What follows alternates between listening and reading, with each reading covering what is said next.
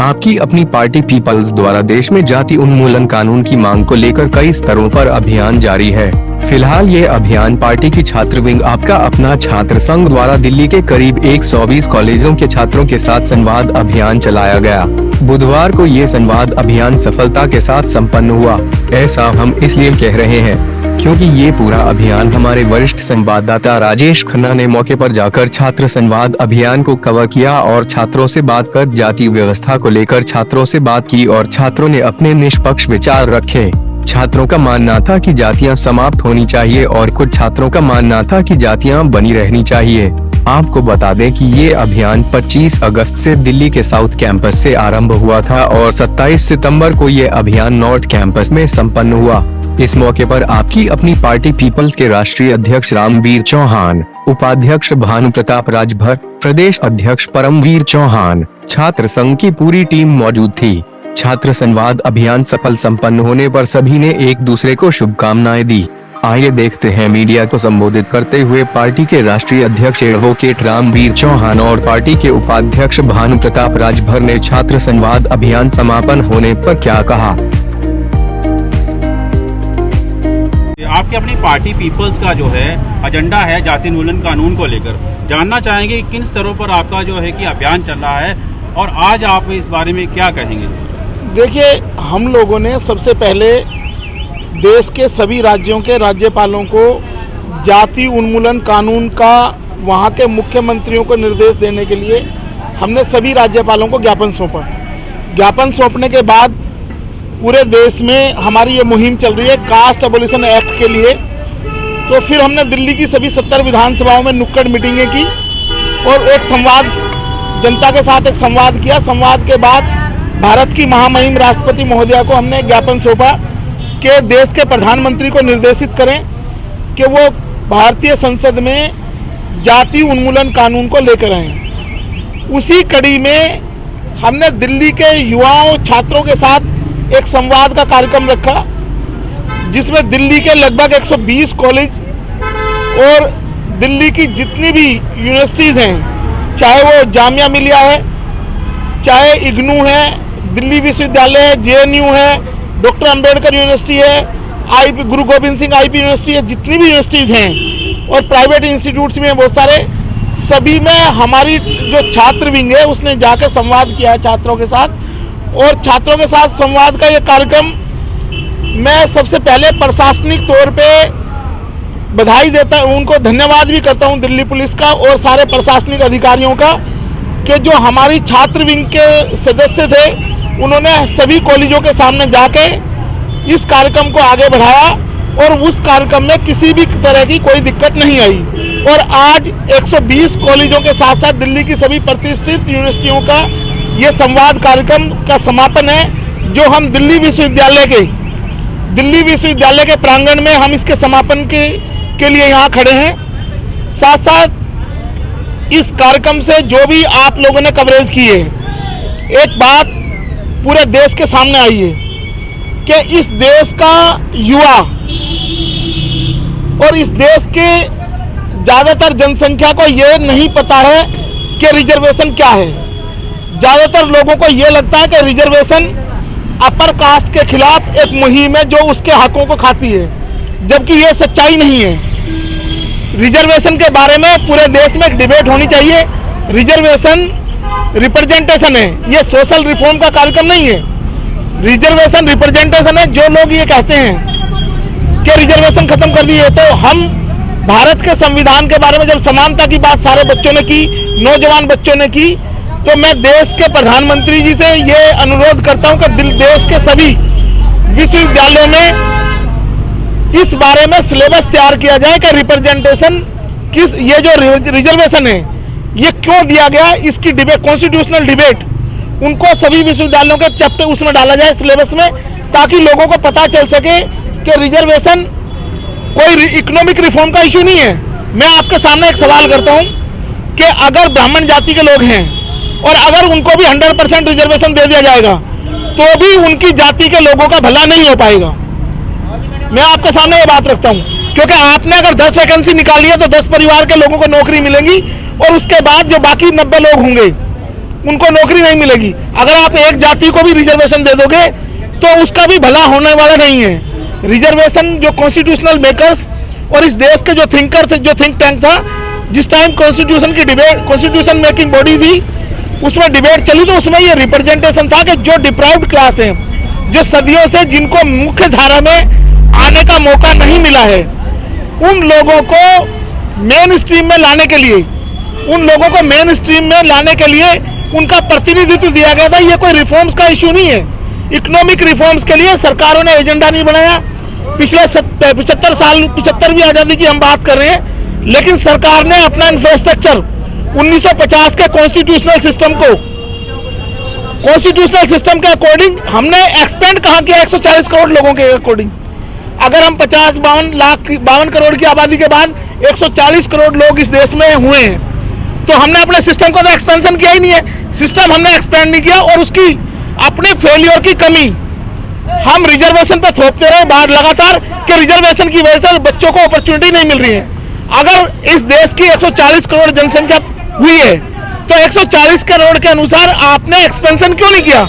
ना civil services में expansion किया है, ना देश के प्रशासनिक सिस्टम में एक्सपेंशन किया है। और अब जो नई पार्लियामेंट में आप आज 75 साल के बाद 1000 मेंबर ऑफ पार्लियामेंट की बात आप करने लगे हैं जनसंख्या के अनुपात में, तो ये आपकी ड्यूटी बन जाती है कि आप पूरे देश की आबादी के अकॉर्डिंग रोजगार के भी उतने ही अवसर मुहैया कराएं। अगर रोजगार के सही अवसर मुहैया कराए जाते और ये सिस्टम तैयार किया जाता, तो जो रिजर्वेशन पे ये झूठी डिबेट है, कुछ बेईमान लोगों द्वारा झूठी डिबेट पैदा की गई है कि रिजर्वेशन मेरिट वाले लोगों का हक खा जाता है। ये बिल्कुल गलत और झूठी अफवाह है, क्योंकि जो लोग कंपटीशन में आ रहे हैं, आज इस देश में जो 15% रिजर्वेशन है एससी का, उसमें हजारों जातियां कंपीट करती हैं। उनका कंपटीशन 100 में से नहीं है, उनका हजारों लोगों से कंपटीशन है। वो ज्यादा है, अपने ही लोगों के साथ उनका बड़ा कंपटीशन है।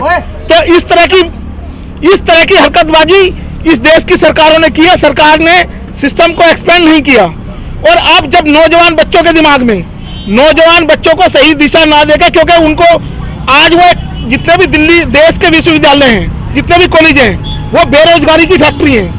आपका ग्रेजुएशन करो, ग्रेजुएशन में के बाद आपने अगर बीएड की है तो आपको सीटेट देना पड़ेगा, जेबीटी की है तो सीटेट देना पड़ेगा। आपको सरकार उलझा कर रखना चाहती है, तब तक आप ओवरएज हो जाओगे। तो ये सरकार का फेलियर है जो बच्चों को रिजर्वेशन की तरफ ले जाके गुमराह करने की बात करती है सरकार से हम फिर कहते हैं कि ये जो पॉलिसी है, ये पॉलिसी रिप्रेजेंटेशन है उन पर्टिकुलर कम्युनिटीज को, उनको सिस्टम में भागीदारी कराने के लिए। ये वेलफेयर का एजेंडा नहीं है। वेलफेयर का एजेंडा आपने 1991 से लागू किया। देश में आर्थिक जो इकोनॉमिक ओपननेस की बात आपने की, जब आप फ्री मार्केट इकोनॉमी का कॉन्सेप्ट लेकर आए 91 में, तो आपने कितने रोजगार दिए लोगों को? उसके बाद बेरोजगारी क्यों है? अगर आपका एजेंडा ईमानदार था तो प्राइवेट सेक्टर को आपने एक्सपेंड क्यों नहीं किया? क्यों हमारे देश में बेरोजगारी है? तो ऐसे जो क्वेश्चंस दिए गए हैं, अब 120 कॉलेज और दिल्ली की जितनी भी यूनिवर्सिटीज हैं, उनमें नौजवान बच्चों की जो ओपिनियन आप लोगों ने कवर की है, हम इस प्रेस वार्ता के माध्यम से भी हम उनको बताना चाहते हैं कि इस देश में एक सिलेबस तैयार किया जाए। रिजर्वेशन क्यों और कैसे और किन लोगों के लिए रिजर्वेशन है, ताकि देश की जनता के सामने ये बेईमान लोग एक्सपोज हो सकें जो बेईमाना कर रहे हैं इस देश में। बेईमाना ये है कि रिजर्वेशन की आड़ में सरकार ये नहीं बताना चाहती है कि हमने कितने रोजगार वो किया है, सृजन किया रोजगार का। और उन बच्चों के ऊपर जो कॉम्पिटिटिव लोग हैं, आज जो रिजर्वेशन के बच्चे हैं, उनके अंदर ज्यादा कंपटीशन है। इंस्टीट्यूट ऑफ जर्नल, अगर आप 100%, मैं कहता हूँ 100% कंपटीशन छोड़ दो, आप रिजर्वेशन का कैप खत्म करो। ये लोग ज्यादा जो मेहनत कश लोग हैं वो आगे बढ़ेंगे, करो आप कोशिश। तो हमारा जो ये मुहिम थी ये कामयाब हुई और नौजवान बच्चों के बीच में हम इस सवाल को लेके गए कि इस देश में जातियां खत्म होनी चाहिए नहीं होनी चाहिए। तो ये 100% ओपिनियन थी सारे नौजवान बच्चों की, जो स्कूल के स्टूडेंट्स थे उनकी, कि इस देश से जातियों को समाप्त किया जाए। और नौजवान बच्चे चाहते हैं कि इस देश में जातियां ना रहें, और जातियां अगर नहीं रहेंगी तो ये जो कॉन्सेप्ट हैं इनके लिए नए पैरामीटर जो है कहते हैं कि ये आर्थिक आधार पर होना चाहिए। तो जो पिछड़ी हुई जातियां हैं, आर्थिक रूप से भी वो सबसे ज्यादा पिछड़ी हुई हैं, सामाजिक और आर्थिक रूप से जो पिछड़े हुए लोग हैं वो उसमें भी कम्पीट करेंगे। आप कर लीजिए, लेकिन करने के लिए आपको अपना दिल बड़ा करना पड़ेगा। जिस समय मंडल कमीशन की बात चली थी और इसी दिल्ली विश्वविद्यालय में बहुत बड़े बड़े आंदोलन हुए, तो वीपी सिंह से हार्वर्ड में सवाल किया गया कि why there is reservation in India. तो उन्होंने कहा वहां जाके हार्वर्ड में कि reservation is because our hearts are reserve, if our hearts are not reserve then no question of reservation. तो इस देश की जो बड़ी आबादी है, कुछ बेईमान लोग हैं, उन्होंने सिस्टम पे कब्जा किया हुआ है। वो चाहते हैं कि लोग आपस में लड़ते रहें और इन संसाधनों का बंटवारा आम जनता के बीच में, आम लोगों के बीच में ना हो। तो हम इस कार्यक्रम को, जो हमारा ये छात्र विंग का कार्यक्रम था, ये 100% सक्सेस हुआ है। और इसके लिए मैं आपको भी बधाई देता हूँ, अपने छात्र विंग के अध्यक्ष को बधाई देता हूँ और दिल्ली प्रदेश की टीम को भी बधाई देता हूँ, आपकी अपनी पार्टी पीपल्स की, कि जिन्होंने इतना अच्छा कार्यक्रम किया और लोगों के बीच में और छात्रों के बीच में, युवाओं के बीच में अपनी बात पहुंचाई। धन्यवाद। क्या नीति रहेगी, किस नीति पर काम करेंगे? देखिए, पार्टी का साफ सुथरा एजेंडा है कि हम तब तक फाइट करते रहेंगे जब तक इस देश में कास्ट एबोलिशन एक्ट पार्लियामेंट से पास नहीं हो जाता। राजनीतिक काम चलता रहेगा, लेकिन हमारी डिमांड पहले दिन से, जिस दिन से पार्टी की फॉर्मेशन हुई है उसी दिन से हम लगातार कास्ट एबोलिशन एक्ट पे काम कर रहे हैं। और इसका जो भी सवाल, जिसका जो सवाल करेगा उसका हम जवाब देंगे। आप डिबेट आप लाओ तो सही मेन इस इशू को कि कास्ट होनी चाहिए नहीं होनी चाहिए, उसी पे हमने ये कार्यक्रम किए हैं और अब ये राष्ट्रव्यापी आंदोलन बनेगा। सर, कुछ राजनीतिक पार्टियां कह रही है कि जातीय आधारित जनगणना होनी चाहिए, तो वो उसके और आपका जो पार्टी का कि जातियां खत्म होनी, इसके बारे में क्या कहेंगे आप? मेरा ये कहना है कि जब अभी बड़ा लंबी चौड़ी बहस चलती है, जब हम कहते हैं हम भारत के लोग, we the people of India, तो we the people of India caste की कहाँ बात है उसमें? पहले सारे भारतीय बन जाओ ना, कास्ट सेंसस की जरूरत ही नहीं पड़ेगी और सारे लोग कंपटीशन में आ जाएंगे। तो आपके हिसाब से हम हमारी कोई जाति, हम सब भारतीय हैं, हमारी एक ही जाति है कि वी आर इंडियंस। ठीक है। और जैसा कि आप सभी लोगों को पता है कि आपकी अपनी पार्टी पीपल्स द्वारा, आपकी अपनी पार्टी का जो छात्र संघ है, इनके द्वारा दिल्ली के सभी विश्वविद्यालय महाविद्यालय में कार्यक्रम जातियों को लेके, स्टूडेंट, आज की युवा पीढ़ी क्या सोचती है, इसको लेके 25 अगस्त से चालू था। और उसमें जो एक चीज़, मुख्य चीज़ निकल के आई है कि 99% लोगों का तो मानना है कि जात पात देश से ख़त्म होना चाहिए, ठीक है। लेकिन उसमें से जो एक सवाल होना चाहिए था वो नहीं हुआ, और ये होना चाहिए कि रिजर्वेशन की बात तो सब करते हैं कि रिजर्वेशन ख़त्म किया जाए जो जाति के आधार पर है, ठीक है। लेकिन जो एक सवाल होना चाहिए था वो सवाल नहीं हुआ। और आपकी अपनी पार्टी पीपल्स का ये छात्र संघ का जो कार्यक्रम चल रहा है जाति उन्मूलन को लेकर, जो हम लोग लगातार 6 सालों से काम कर रहे हैं, उससे एक चीज़ निकल के आई है सामने कि लोगों को ये सवाल पूछा जाना चाहिए लोगों द्वारा कि ये जो बच्चे हैं, किसी भी स्तर पर अगर ये होता नहीं 80% वाले को 60% वाले की वजह से स्थान नहीं मिला, तो सवाल ये पैदा होता है कि 80% वाले का भी राइट तो बनता है। तो उसके लिए ये आरक्षण जिम्मेदार नहीं है, उसके लिए सरकार जिम्मेदार है कि आपने उतना इंफ्रास्ट्रक्चर नहीं दिया है, उतने स्कूल कॉलेज नहीं दिए हैं, उतने मेडिकल नहीं दिए हैं, उतने ट्रांसपोर्टेशन नहीं दिए हैं। ये सरकार जो है, जो लोगों को, स्टूडेंट के दिमाग में, सबके दिमाग में जाति को लेकर एक भेद पैदा कर रखी है। अगर आप एम्स जैसे हॉस्पिटल में देखेंगे कि 2-2 साल बाद नंबर मिलता है सर्जरी का, और ट्रीटमेंट का 2-2 साल तक का नंबर जाता है। तो सरकार की जिम्मेदारी बनती है कि वहाँ पे इतने फैसिलिटीज़ दी जाए, इतने सारे एम्स, इतने हॉस्पिटल, इतनी सीटें दी जाए, और हॉस्पिटल हो या कॉलेज हो या ट्रांसपोर्टेशन हो या वैकेंसी हो, कोई भी सेक्टर है, इतना सारी फैसिलिटीज़ दी जाए कि सबको अवेलेबल हो। अब आपने, सरकार ने क्या किया है कि अपनी जवाबदेही को समाज के ऊपर थोप दिया, समाज में उसके द्वारा एक विखंडन पैदा किया हुआ कि नहीं, इसकी वजह से, रिजर्वेशन की वजह से आपका राइट छीना जा रहा है, जबकि ऐसा नहीं है। रिजर्वेशन तो आपका प्रतिनिधित्व की बात है। अगर 80% अगर जिसके अंदर कैलिबर है, आप कहते हो कैलिबर की बात करते हो, 80% की बात करते हो, 60% की बात करते हो, तो ये जो 80% की बात करते हैं लोग, जनरल लॉबी को एक सवाल पूछना चाहिए कि ठीक है, अगर 60% वाले को आपने स्पेस दिया तो 80% वाले के लिए सरकार सवाल पूछना चाहिए कि सरकार ने ऐसा क्यों नहीं किया। वो सरकार का राइट बनता है कि आपको इंफ्रास्ट्रक्चर हो, फैसिलिटीज़ हो, हॉस्पिटल हो, कॉलेज हो, सब में सीट बढ़ाने का मौका देने का जिम्मेदारी सरकार की है। और सरकार ने समाज में जानबूझ के एक साजिश के तहत में विभेद पैदा कर रखा है। समाज के लोगों को जोड़ने की बजाय तोड़ने की कोशिश सरकारों की है, पार्टियों की है।